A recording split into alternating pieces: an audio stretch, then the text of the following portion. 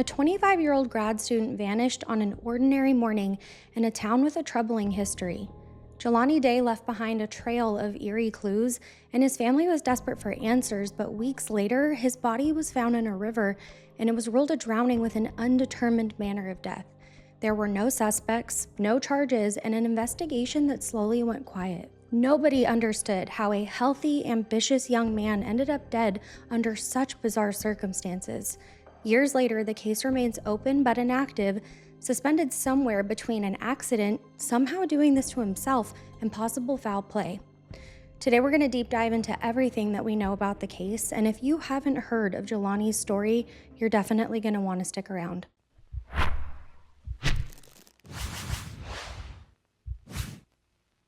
Welcome to the True Crime Nurse, everybody. My name is Kat, and I'm a registered nurse who loves all things nursing and true crime. Don't forget to like, subscribe, and ring the bell before you go. All right, my friends, grab a snack and a drink, and let's get started. Jelani Jesse Javante Day was born on June 15, 1996, in Danville, Illinois, to Steve and Carmen Bolden Day. Jelani grew up in a large family as one of 5 siblings, and he dreamed of getting married and having 6 kids of his own someday. Jelani had direction, purpose, and drive from a very young age. He earned his undergraduate degree at Alabama A&M University, where he was a proud member of the Omega Psi Phi fraternity. And in August of 2021, he took the next big step in his life, beginning a graduate program in speech-language pathology at Illinois State University. His long-term goal was to eventually become a doctor, and according to everybody that knew him personally, that dream felt very real and very attainable. Jelani was never directionless or lost at any point in his life. He was motivated, intelligent, deeply faithful, organized, and excited about where his life was headed. Outside of school, he was actively working on launching his own clothing line, which was something that he'd been planning and talking about for months. The brand's debut was scheduled for October 9th, 2021, and tragically, that date ended up being the day of his funeral instead. For his family, that alone stresses how impossible it is to believe that Jelani would ever choose to disappear, because he had plans, momentum, and he was building something that he felt so passionate about. Those closest to Jelani describe him as kind, ambitious, and thoughtful. He was someone who checked in on the people that he loved often, and he stayed connected with his family always. His life didn't show any signs of problems that would suggest that he was spiraling or struggling in any way. In fact, it was quite the opposite. This is why his sudden disappearance made no sense from the very beginning. On Monday, August 23, 2021, Jelani spoke with his mother, Carmen, over the phone, and he told her that he was headed to class and he just wanted to hear his mom's voice, but that later he'd call her back. That sweet phone call would be their final conversation. Nothing seemed off whatsoever. The next morning, on Tuesday, August 24th, Jelani was going about his normal routine. At 7:20 a.m., security cameras on campus recorded him walking through the Bone Student Center at ISU, and he was dressed nicely in a blue button-up shirt, black dress pants, a black belt, dress shoes, and a blue face mask, looking like a typical student getting ready for their school day. If you were wondering why he was wearing a mask, think about what was going on in the whole world during 2021. Then around 9:12 a.m., Jelani was seen on surveillance video at a store in Bloomington called the Beyond/Hello Dispensary. In that clip, he had changed into some more casual clothes, wearing a blue Detroit Lions hat, a black Jimi Hendrix t-shirt, white shorts, and black sneakers. This was the clothing that Jelani was last known to be wearing, and that's important for this investigation. After that stop at the dispensary, Jelani Day completely vanished. He did not show up for his scheduled classes at ISU on August 25th, which actually led to one of his professors reporting his absence to the campus police. I've personally never heard of them doing this, but this wasn't like Jelani at all. That same day, Jelani's family became worried when they couldn't reach him through calls or texts, and Carmen said that she knew something was wrong as soon as her normally responsive son didn't reply to her. This led to the family officially reporting Jelani as a missing person on August 25th, and Bloomington police immediately opened an investigation. In the afternoon of Thursday, August 26th, officers in the town of Peru, Illinois, responded to a suspicious vehicle near the Illinois Valley YMCA. This town is about 60 miles north of Bloomington Normal. Deep in a wooded, brushy area not far from the YMCA, police discovered Jelani's car, which was a 2010 Chrysler 300, and it was clearly abandoned and hidden by trees. The car's license plates had been removed, which is an immediate red flag that someone tried to hide the vehicle and the ability to track down who it belonged to, too. Inside the car, investigators found the clothing that Jelani had last been wearing on August 24th, and it had been neatly folded and left behind. This raised so many questions. Why would Jelani travel to Peru, which is a small city where he had no known connections, and then hide his own car and neatly remove his clothes?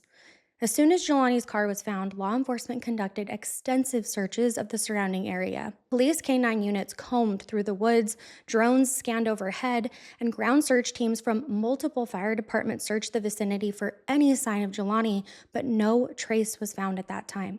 His family was completely heartbroken and worried because he was still missing, and now the focus shifted to the Peru area to continue looking for him. Carmen and her family rushed to Peru as soon as they learned about the car being found. They were so upset and confused, though. Carmen said that the family had no ties to that area, and Peru's population is small, at about 10,000 people, and less than 0.5% is Black. The Day family was sure that Jelani would not have gone there on his own, and his mother immediately suspected that someone else knew the area had to have brought him there. Peru also has quite the notorious history as a former sundown town, which is known to be unwelcoming to people of color, and this stood out to the Day family and only added to the worry that something nefarious happened here. Historically, sundown towns or sunset towns, they're also known as that, are all over the United States, sadly, even still, and these are towns that are known to exclude people of color. Peru just so happens to be one of them. Throughout the week, the mystery about what happened to Jelani only grew. Law enforcement urged the public to please provide any tips, and Jelani's family, fraternity brothers, and friends also organized their own search parties too. The story began gaining media traction, especially when the family pointed out that another case that was all over the media was getting far more coverage than Jelani. Carmen said, quote, "We saw what happened with the Gabby Petito case. Where was this when we needed it?" End quote. Despite all of the pleas, there were no confirmed sightings or contact from Jelani after August 24th. 10 days into the search, everything changed. On Saturday, September 4th, 2021, an unidentified body was found floating in the Illinois River just outside of Peru. The remains were located along the south bank of the river, which is just east of the Illinois Route 251 bridge, and roughly a mile or two downstream from where Jelani's car had been found in the woods. I'm going to try to locate a map to show you this area so you can get an idea of the distance. The body was recovered by authorities from the river that day, and no ID or wallet was found on the body. The remains were in such terrible condition, so visual identification was pretty much impossible. Law enforcement had already had their suspicions that this could be the missing ISU graduate student, but they couldn't confirm it just yet. The Day family was notified that a body had been found, which was just agonizing waiting for actual answers, but investigators collected DNA samples from Jelani's mother and siblings on September 6th to compare the DNA. The family had been waiting 11 days since Jelani was missing, and now they had to wait almost 3 more weeks while the DNA was being processed to compare. According to Carmen, communication with the LaSalle County coroner during this phase was minimal, and at one point, when she pressed them for updates, the coroner allegedly responded harshly and said, "Do you want us to identify your son or not?" This left her in tears. Finally, on September 23rd, 2021, the authorities announced what the family had feared all along. The body pulled from the river was positively identified as Jelani Day. The confirmation was made through forensic dental records and DNA comparison to a piece of Jelani's bone. So after 30 days of waiting and torment, Jelani's loved ones received the devastating news that he was not going to be coming home. Jelani's relatives were heartbroken and frustrated about how this all unfolded. They wrote on Facebook that there were no words to clearly communicate their devastation. Illinois State Rep Cam Bucker also pointed out that in a comparable high-profile case, like Gabby Petito's fiancé Brian Laundrie, his remains were identified by dental records within 1 day of discovery, but for some reason, Jelani's took nearly 3 weeks. So, to set the tone for today, we're already beginning to see the ways that Jelani's case was not handled with the urgency that it deserved. Now that they'd officially found Jelani, though, investigators and Jelani's family needed to piece together the critical gap in the timeline from the morning of August 24th until he was gone. Sometime after leaving the Bloomington dispensary on the 24th, Jelani traveled north to Peru. This drive takes about an hour along Interstate 39, and we don't know if Jelani drove himself or if he was driven by someone else. Because Jelani didn't know anybody in Peru and its history, this raises the possibility that Jelani was either lured there or taken there under false pretenses. One unconfirmed piece of information came from Jesse Jackson, who stated that at a rally, Jelani was reportedly seen with two white women on the night of August 23rd, and that those women have since retained lawyers. The authorities have not confirmed this, by the way, but it's been a topic that I've seen talked about quite a bit online. When Peru police officers located Jelani's white Chrysler on August 26th, they treated that area as a potential crime scene right away. The car was looked at and then towed away for forensics, but they said that the car was in a peculiar state, being hidden in dense brush and lacking plates. They also collected the clothing and any other items that were found inside of it for evidence. Cadaver dogs were brought in to sniff for any trace of Jelani in or around the vehicle, and search teams swept the surrounding terrain too. Unfortunately, those efforts did not find any obvious signs of a violent struggle near the car. There were no bloodstains or spent shell casings that were reported to be found on scene, and no immediate sign that the woods themselves were even a crime scene at all. The car's discovery did provide one concrete lead, though, because surveillance cameras in Peru were checked to see if they captured possibly who drove the Chrysler into that area or if any suspicious vehicles had followed behind it. An odd tip came in on September 23rd when the Peru Police Department shared a residential surveillance video on Facebook of a man knocking on a homeowner's door thinking that it could be related to the case somehow. This again caused a ton of speculation online about whether Jelani or maybe even a suspect had been caught on camera. But within just a few days, Peru PD clarified that the man in the video was not a suspect or a person of interest at all in this case. So it was basically just a false lead. Now, to go back to the site, the investigators searched the banks for any of Jelani's belongings or traces of other people that could have been there. Some of Jelani's clothes and personal belongings were found in this vicinity over time, though. His socks and shoes were later on found, but strangely, they were on the opposite bank of the river from where his body was recovered. Two local women had discovered some additional clothing items and also turned those in. The women that found those clothes said that it seemed suspicious or staged, and Carmen agreed because it didn't make any sense how Jelani's clothes ended up across the water. This is opposite of where he would have logically gotten in based on the direction of the stream as well. The investigators also found a foam of some kind near the body, as well as some footprints on the riverbank. I read one report that said that that foam could have belonged to a radio, and another report disagreed with that, so we're going to just go with foam for now. These could have been critical evidence, though, because those footprints could belong to a perpetrator or to Jelani himself. However, Carmen alleged that the police ignored or didn't thoroughly examine any of these clues. By the time she learned about them, any evidence like those prints may have already been gone, and this became a huge point of contention. The family felt that potentially important leads, like the clothes location and the footprints, were not aggressively pursued by authorities, possibly due to an early feeling that his death was non-criminal. We've talked about this before in prior investigations and cases when officers decide the narrative and then work their investigation from that lens instead of gathering all of the information and deciding later on. That can cause a devastating impact on the outcome of a case. I first heard that from Derek Lavasser on YouTube, and if you haven't seen his channel, go check him out. He's great. He's a retired police officer, so that point that he made has just always stuck with me because we see it time and time again. On September 24th, the day after Jelani's remains were confirmed, his family wasn't allowed to view his body. Because of the advanced decomposition, authorities were hesitant to let them see him. It was 23 days after the body's recovery when Jelani's remains were finally released to the family from the morgue, but even then, Carmen was advised not to look at her son's body, fearing that the sight would be far too traumatic for her, but every mother deserves to say goodbye or verify her son's identity with her own eyes if she chooses to. Before we get further into the investigative findings, though, we need to talk about what the autopsy showed. The autopsy was performed on September 5th, 2021, so just one day after the body had been recovered from the river. It was conducted by forensic pathologist Dr. Scott Denton at the LaSalle County Coroner's Office, and the autopsy report was finalized by October 23rd, 2021. The family also commissioned a second independent autopsy by a private forensic pathologist in late September because of their distrust towards the authorities. The nurse in me supports families getting second autopsies, though, because similar to doctors having different experience levels and opinions, MEs also do too. But a third review was also done in October, but this one was more of an external exam and a case review rather than a full autopsy.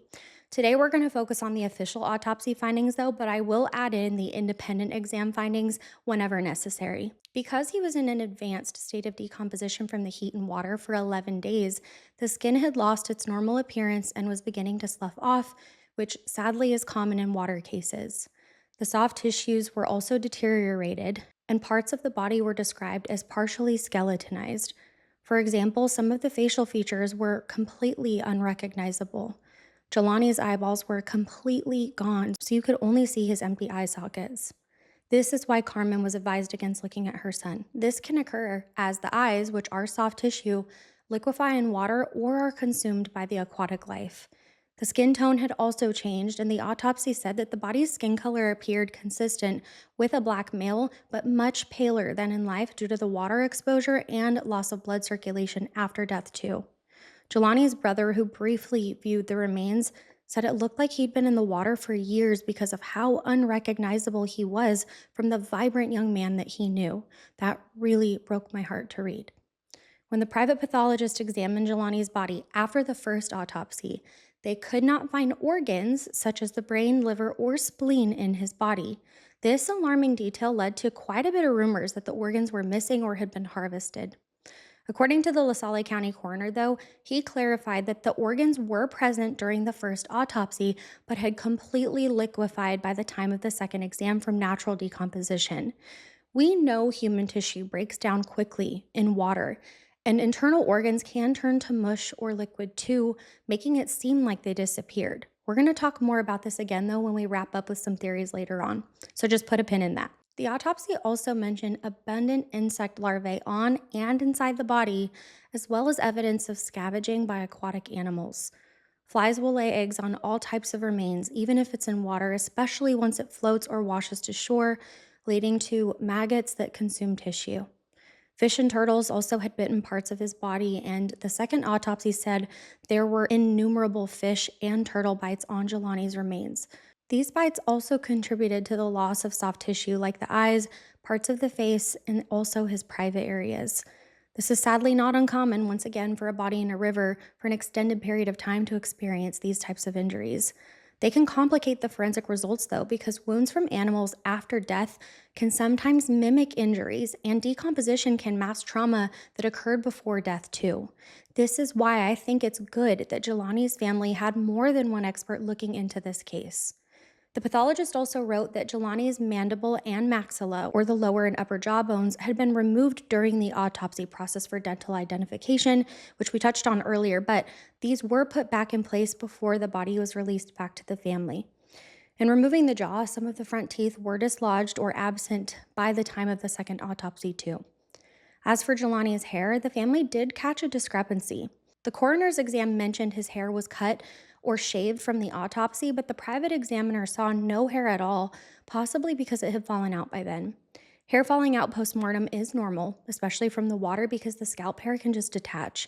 So differences like these between the first and second autopsies can happen from ongoing decomposition and autopsy interventions. Given these conditions, though, determining a cause of death was a challenge. Dr. Dutton wrote, unfortunately, there's no specific positive test at autopsy for drowning. Drowning is typically a diagnosis of exclusion, meaning if a person is found dead in water with no other lethal injuries or toxins, drowning is basically assumed. In Jelani's case, though, after a thorough exam, the forensic pathologist concluded that drowning was the cause of death. No alternate cause was given because there were no tumors, no natural diseases, or drug intoxication found that could explain his death. The toxicology screen detected only marijuana, caffeine, and nicotine, but these are all substances that Jelani could have consumed normally, and none of them were at levels that were high enough to be life-threatening. There was also no indication of poisons or hard drugs in his system whatsoever. I want to pause here for a second because I also read some theories online that maybe he had a bad drug trip that led to paranoia, so that's why Jelani folded his clothes and removed the plates.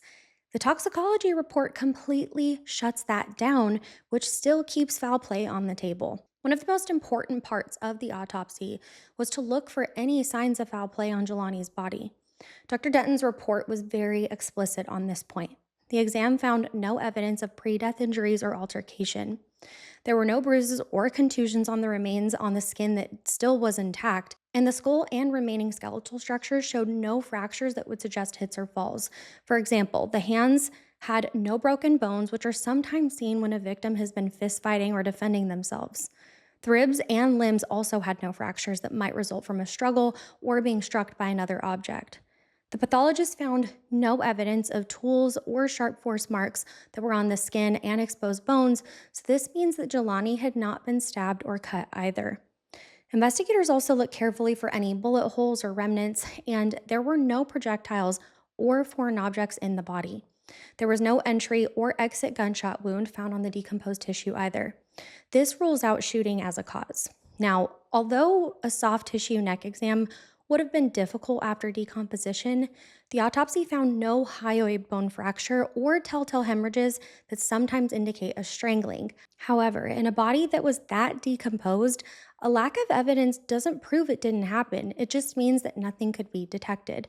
For all we know, the tissue that was no longer intact could have been an area that had a mark and it was gone. So, the forensic pathologist found no clear injuries on Jelani's body to label his death a homicide.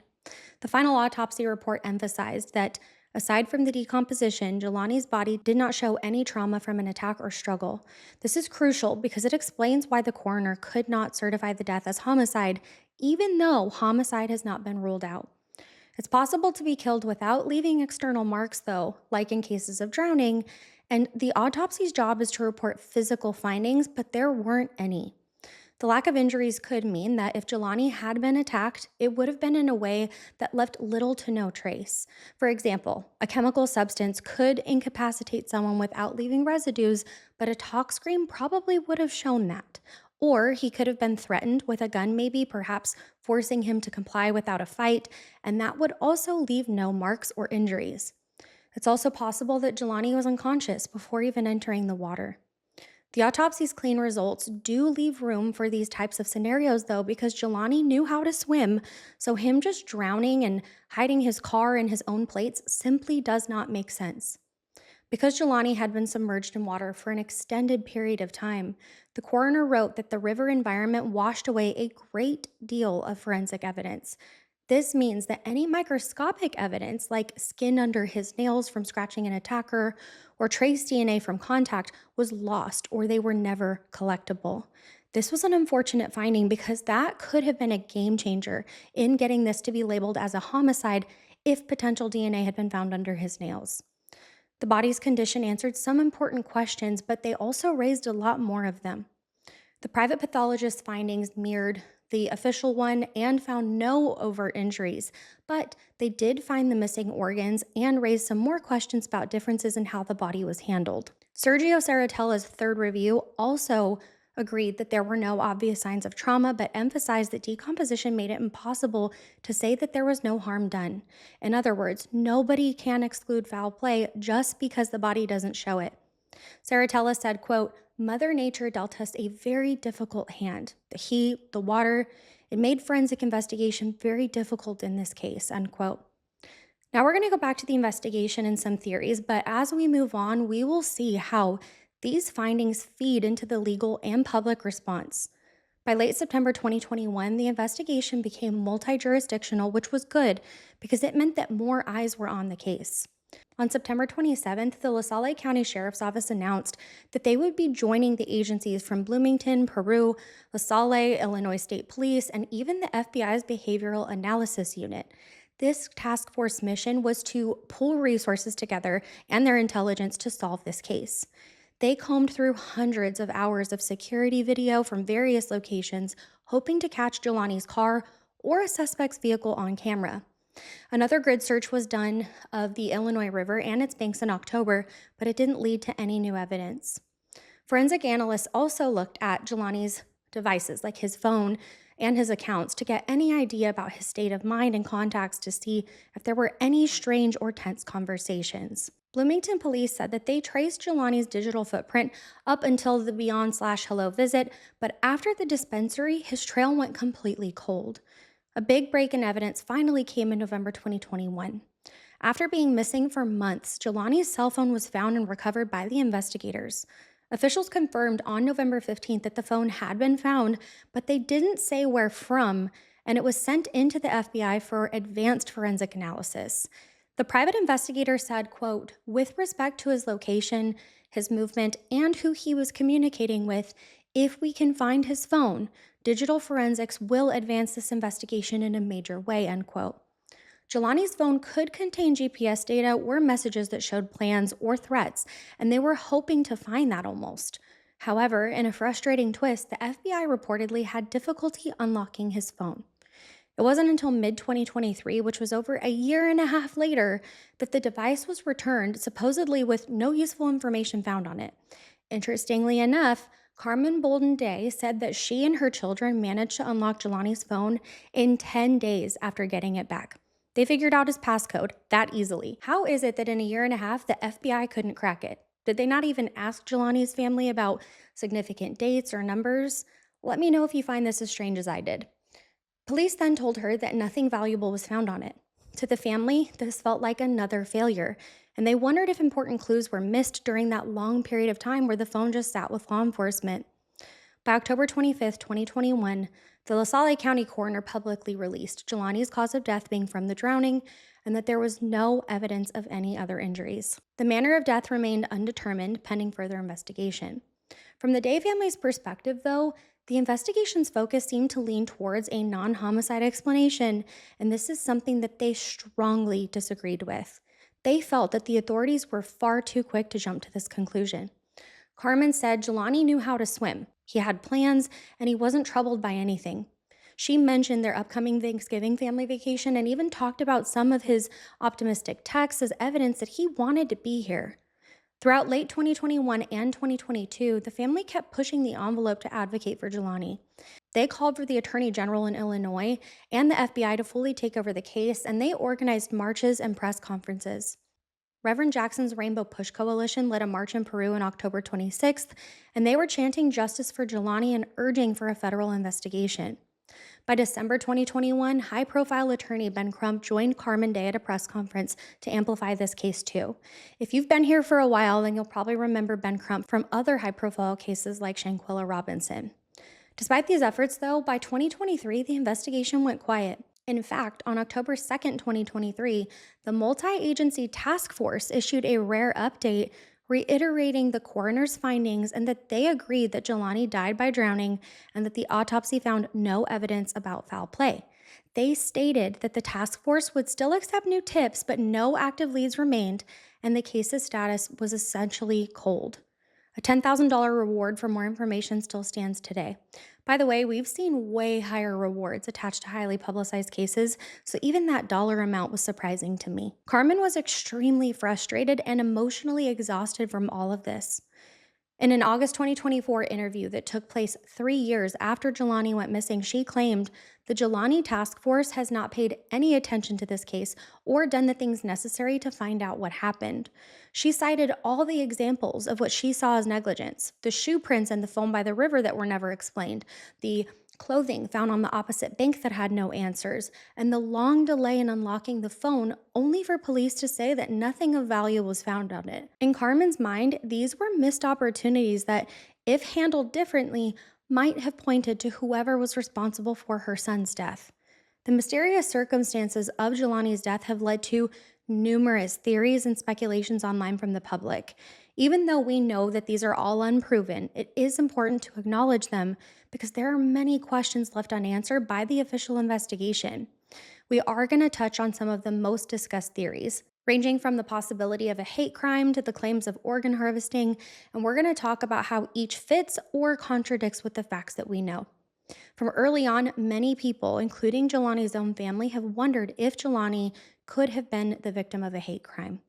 Peru, Illinois, where his body was found, is a predominantly white area with a history of hostility towards Black people, which we did touch on earlier. Jelani, a young Black man suddenly appearing in that area and ended up dead, raised a lot of red flags. There's no direct evidence publicly known in this case that officially labels it as a hate crime. However, Jelani's belongings were scattered, so a perpetrator could have been trying to destroy evidence, and there's a lack of any other motive in this case so far. Jelani wasn't robbed because his wallet was eventually found intact, and there's no sign of a personal vendetta either.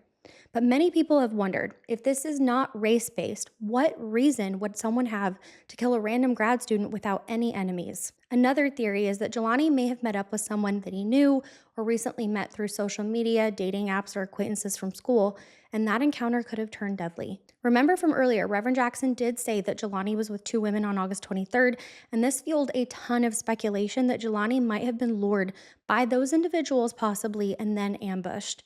If, for example, Jelani had a date or was meeting new friends in the Peru area, that could explain why he went there voluntarily. Then, if those people had ill intentions or things went wrong, whether due to foul play or maybe even an accident, it could have led to his death and a subsequent cover up. Jackson also mentioned that the two women that he was seen with allegedly hired lawyers and didn't speak out publicly. Some have assumed guilt from that, but we can't assume anything. We can't do that here. But we don't know much about these women. And lawyering up doesn't always equal culpability, though it does look suspicious. The Day family did personally meet with two women who found Jelani's clothes, and they asked them to share what they knew.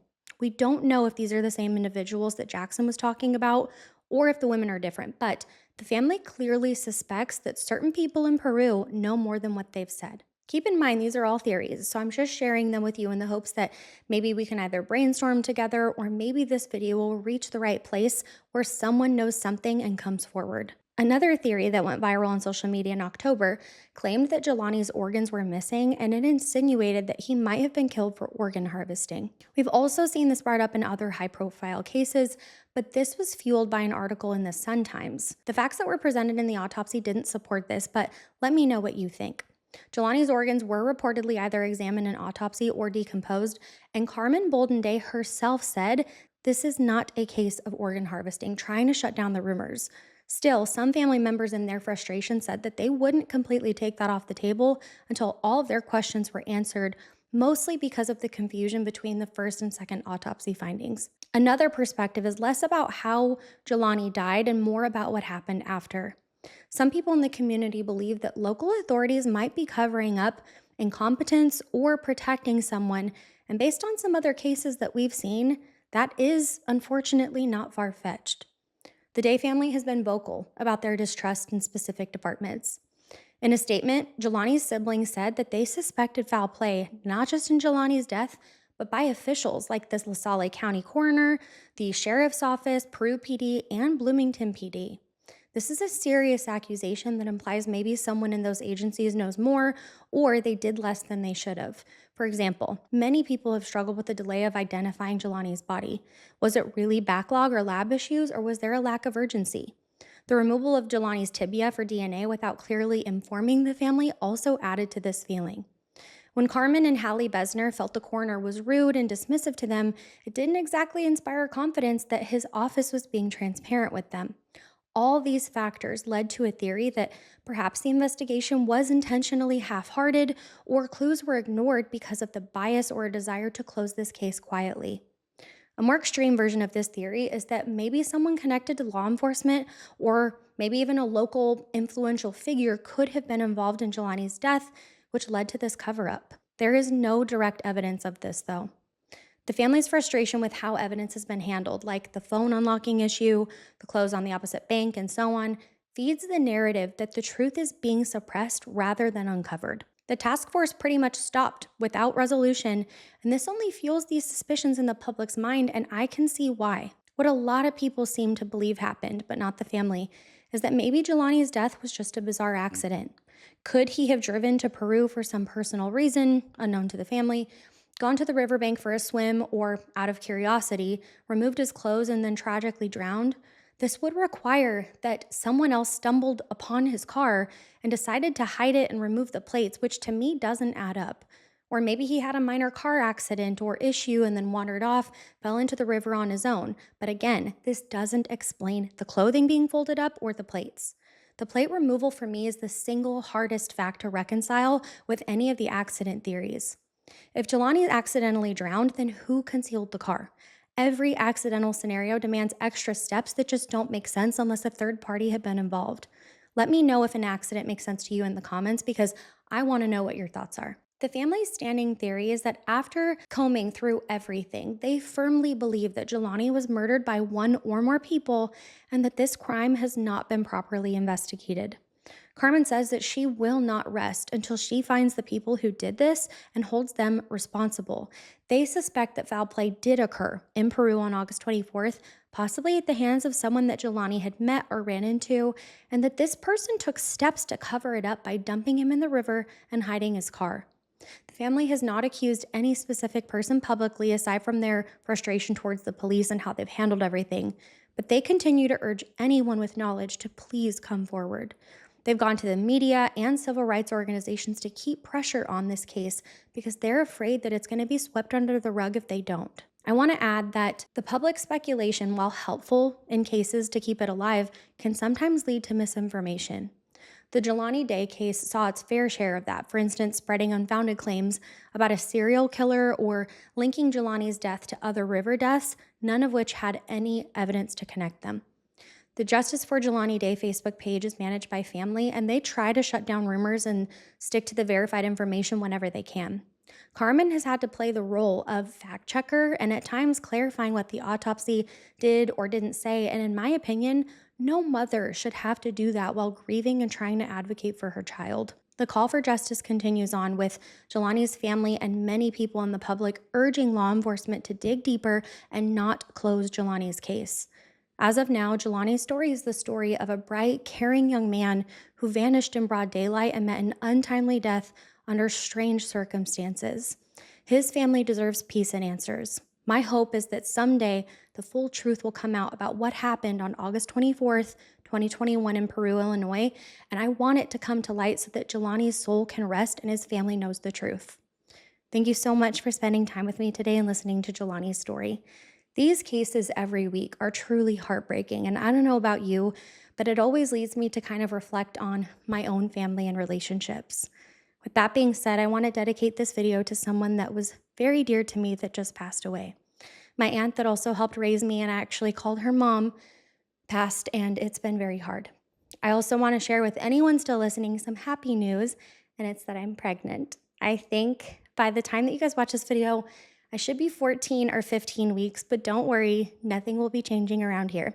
And when baby gets here, I will definitely pop in a little cameo so that you guys can meet him. So as you can see, life has been lifing over here, balancing work, YouTube, life, loss, and pregnancy, but I'm so very grateful for all of you being here with me. Please take good care of yourselves this week, especially if life is lifing for you too. Nurse's orders, and hug the people tight that you love because life is very short and fragile. Don't forget to drop me a blue butterfly in the chat if you made it to the end of the video. I will see you next weekend.